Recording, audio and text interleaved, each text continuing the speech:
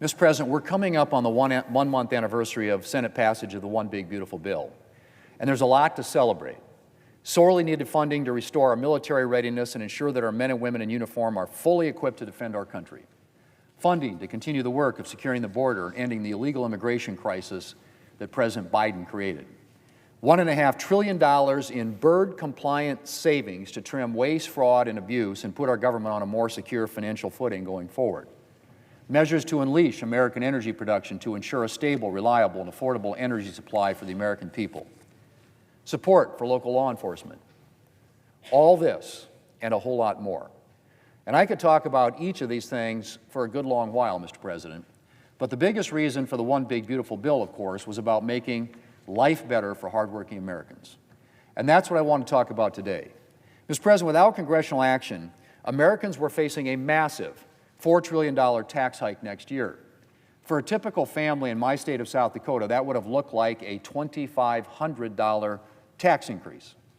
$2,500. That's a lot of money. And the first thing Republicans were determined to do, if we got elected last November, was to make sure that Americans were not hit with this tax hike. And so months before last year's elections, we started laying the groundwork for an extension of the 2017 tax relief to prevent tax hikes on hardworking Americans. But not just an extension. My Senate Republican colleagues and I were determined to ensure that this tax relief was permanent so that Americans wouldn't have to worry about their taxes going up down the road. And that, Mr. President, is what we did.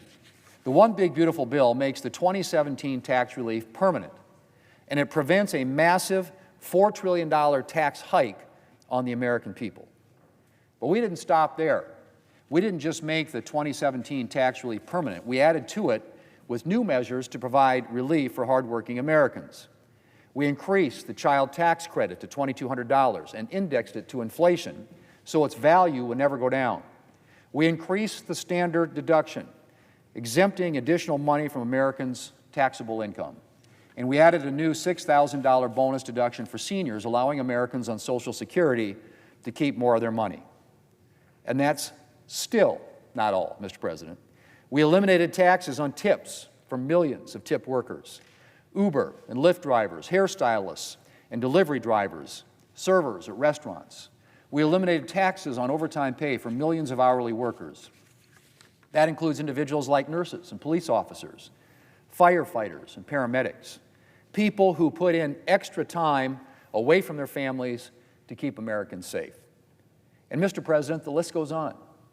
Americans can now deduct the interest costs of a new car that's made here in America. Parents can save for their children's futures with new investment accounts funded by an initial $1,000 deposit from the government. And then there's the small business tax relief and the other measures to unleash economic growth to create new opportunities for workers. This bill, Mr. President, is going to make life better for hardworking Americans. And now it's time to make sure they know the details. Mr. President, as I indicated, this bill is the product of more than a year of work, and incredibly intense work in the last few months. And now that we've passed it, it would be easy to feel like our work is done. But that's not the case. A lot of time went into putting together this bill, and an equal amount of time or more needs to be spent ensuring that hardworking Americans are aware of the opportunities this bill offers. And that means not just talking about the bill here in Washington, but going back to our states and talking about it with our constituents face to face. We're extremely familiar with the details of our legislation. We've been working on them for a long time. But that doesn't mean that all those details have made their way out of Washington. And our job now, Mr. President, is to make sure that they do. To make sure that our constituents have the chance to learn about everything that's in the One Big Beautiful Bill in face-to-face conversations with all of us, the people who know this bill best. Communicating about this bill should be a priority when we're in Washington, but especially when we're in cities and towns across America. Mr. President, it's been a tough few years for the American people.